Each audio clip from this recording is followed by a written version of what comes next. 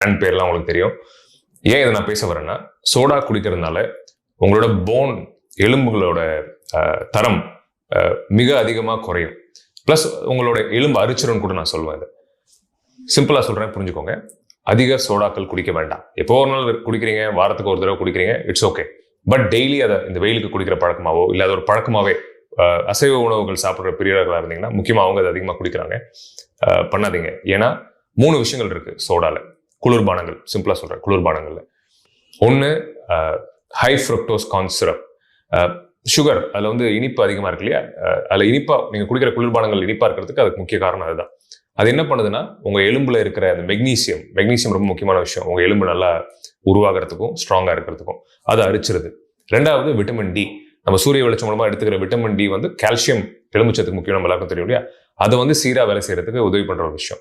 அந்த விட்டமின் டியையும் அதை குறைச்சிருது. 1.